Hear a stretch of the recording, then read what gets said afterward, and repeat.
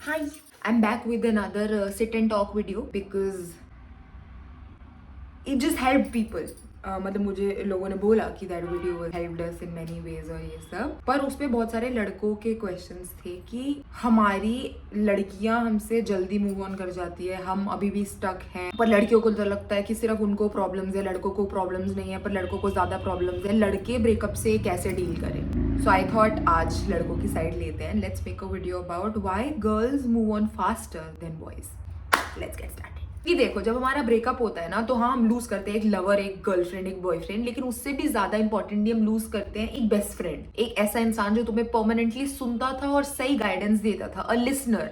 तो वो जगह खाली हो जाती है और फिर हमें नीड होती है एक दोस्त की, एक अच्छे जेन्युइन सुनने वाले और सही एडवाइस देने वाले केयरिंग दोस्त की। अब जब तुम ये प्रॉब्लम लेके बाहर जाते हो मार्केट में, तो तुम्हें दो टाइप के लोग मिलते हैं। एक जो तुम्हें बोलेंगे ये ले दारू का ग्लास पकड़, सुट्टा फूक, मेरे साथ क्लबिंग चल, नई चिक्स ढूंढते तेरे लिए, मार्केट में बहुत नया माल है। और दूसरे जो तुम्हें बोलेंगे हाँ भाई बैठ के सुना, दिक्कत क्या है, क्यों सैड है, प्रॉब्लम क्या है, दिल हल्का कर ले।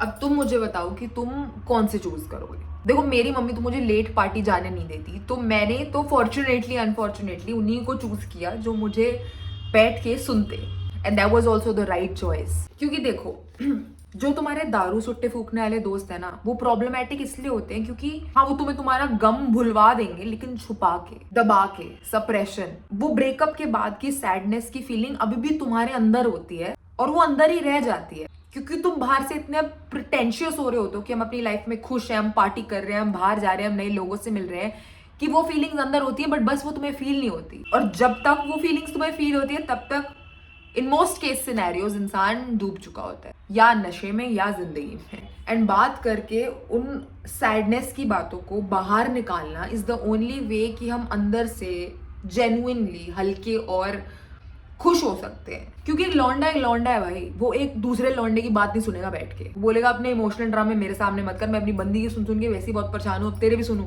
पर अगर इसी जगह उस लौंडे की एक लड़की बेस्ट फ्रेंड हो, इसका ब्रेकअप हो रखा और वो उसे 3-4 घंटे अपनी बातें सुनाए ना, वो चूतिया पूरी बैठ के सुनेगा उसकी बातें, सोल्यूशन भी देगा उसको। It's just the natural instinct of a guy towards a girl and similarly for a girl towards a guy. और इसीलिए ना मैं सबको सजेस्ट करती हूँ कि एक ऑपोजिट जेंडर का बहुत अच्छा दोस्त होना बहुत इंपॉर्टेंट है। एक लड़का एक लड़के की इतनी बात नहीं सुनेगा जितनी वो एक लड़की की बात सुनेगा बैठ के। मतलब टच वुड, लड़की जात इन जनरल काफी गुड लिसनर होती है और लड़की टू लड़की कॉन्वर्सेशंस भी अच्छी होती है, बट एक थर्ड पार्टी का पर्सपेक्टिव जानने के लिए एक लड़की का एक लड़का बेस्ट फ्रेंड होना और एक लड़के का एक लड़की बेस्ट फ्रेंड होना is very important. And even mummy papa for that matter dude, मतलब ठीक है, I was at an age जहाँ पे मैं अपने माँ बाप से खुल पाई थी, तो मैं उन्हें ओपनली बता दिया था कि you know this happened, we not together and things happened. तो they also put in a lot of effort and talk to me a lot to help me move on. तो अगर तुम्हारा अपने मम्मी पापा से वो relation है कि तुम उनसे डायरेक्टली ये बात कर सकते हो, तो बता दो। मतलब आंखों देखी बता रही हूँ ये चीज, आई हैव फेल्ट दिस, के ब्रेकअप्स जितना ज्यादा मम्मी पापा से डिस्कस करोगे ना, उतना जल्दी मूव ऑन करोगे। क्योंकि फिर तुम्हें अपने कमरे के दरवाजे बंद करके रजाई में घुस के नहीं रोना, you can sit on the table and cry in front of them. कितनी बार मेरे साथ हुआ था दैट मुझे नहीं पता था कि मैं क्यों रो रही हूँ, ठीक है, 5-6 महीने निकल गए थे, we were not talking, breakup हो चुका था, खाना खाते खाते बंदा रो देता है भाई टेबल पे, बात करते करते कोई नॉर्मल किसी चीज पे पापा या मम्मी से डांट पड़ रही होगी, तुम अंदर से इतने इमोशनली ड्रेन्ड होते हो कि उस पर तुम्हारा रोना निकल जाएगा। और अगर तुम्हारे पेरेंट्स को नहीं पता कि तुम्हारा ब्रेकअप हुआ है या तुम एक रफ फेज से गुजर रहे हो, वो तुम्हें नॉर्मली ट्रीट करेंगे, बोलेंगे हाँ बात बात पे रोती रहती है, माँ बाप कुछ बोलते हैं रोने लग जाती है, ये वो देखो खाना खाते रोने लगी, how weak is this, how weak is that, what is this going on.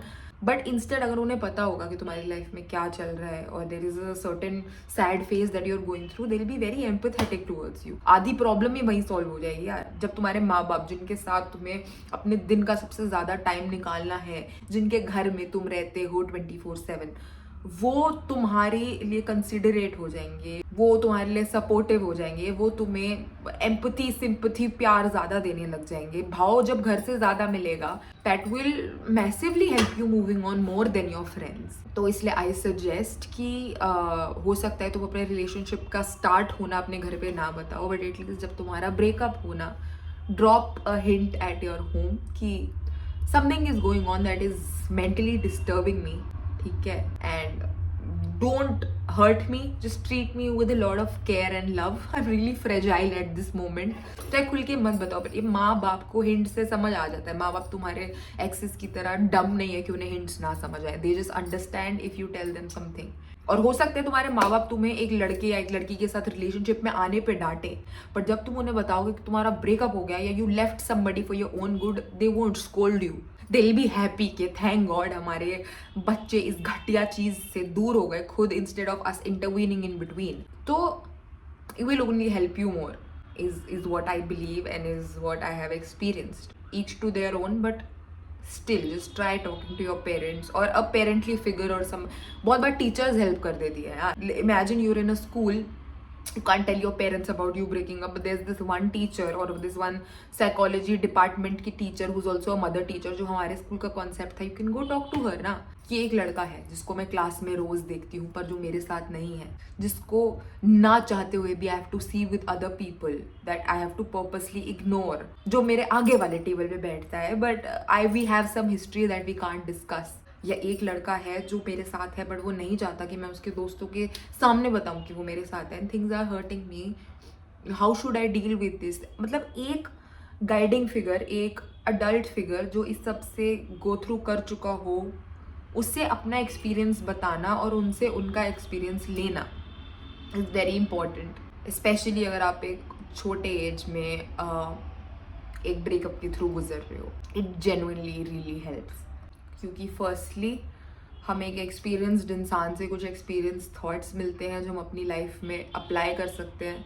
ज़रूरी नहीं ना कि हर चीज़ ज़िंदगी में लेसन लेके ही सीखनी है. कुछ चीज़ें आप किसी और के लेसन के थ्रू भी सीख सकते हो. सेकेंडली आपको हमेशा एक सेंस ऑफ सिक्योरिटी होती है कि कल को अगर मैं कहीं फंस गई या इस इंसान ने ब्रेकअप के बाद मुझसे कुछ गलत बोला या गलत किया या किसी भी टाइप की कोई धमकी आई या कुछ भी गलत हम दोनों के बीच में हुआ, there is somebody who is an adult who can help you deal with it, who can deal on your behalf.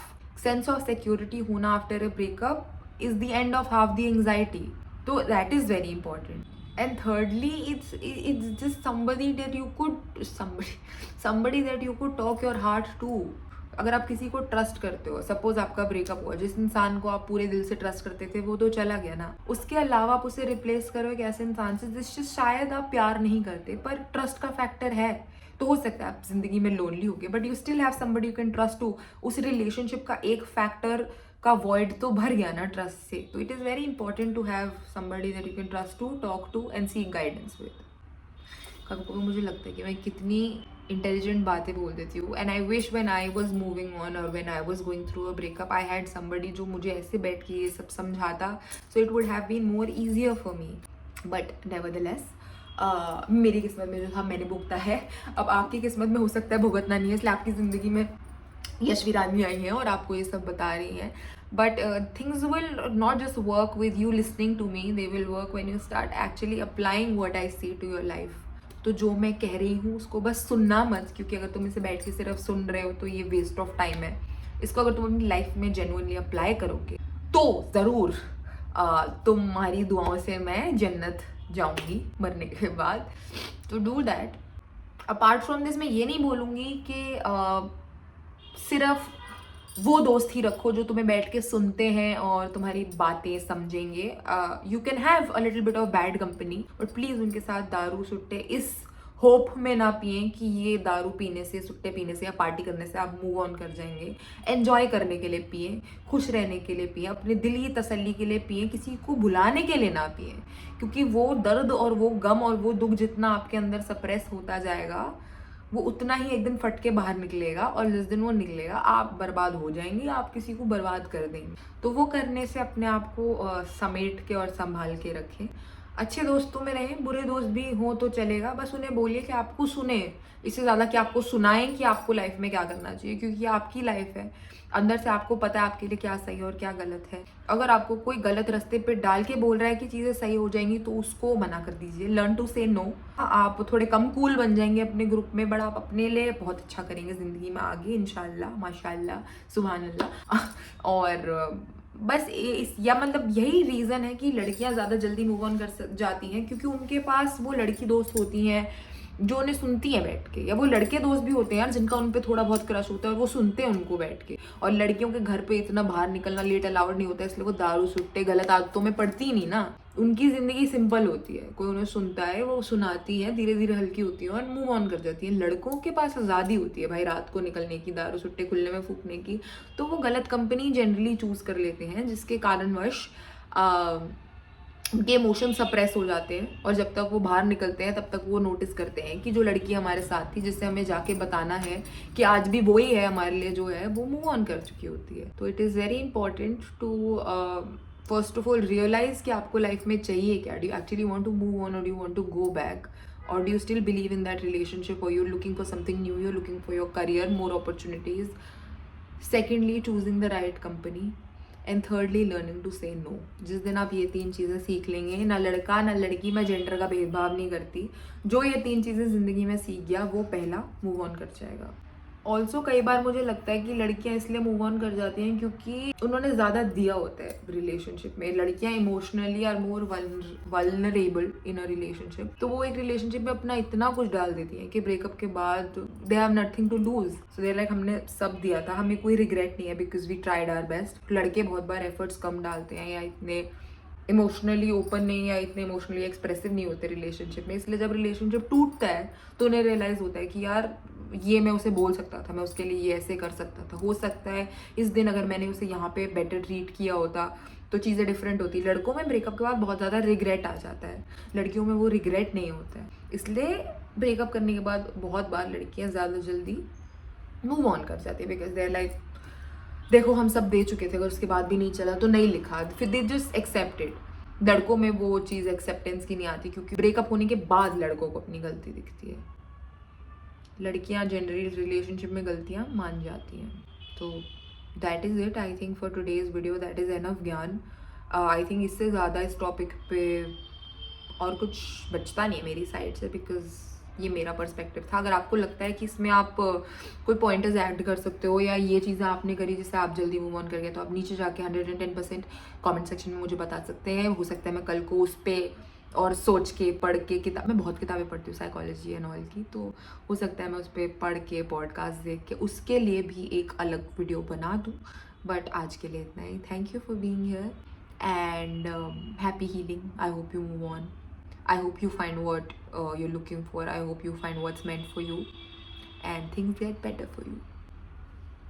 Sorry मैं लाइक शेयर सब्सक्राइब करना बोलना भूल गई थी, तो आप कर देना सब्सक्राइब और कमेंट इंपॉर्टेंट होते हैं यार, कमेंट किया करो।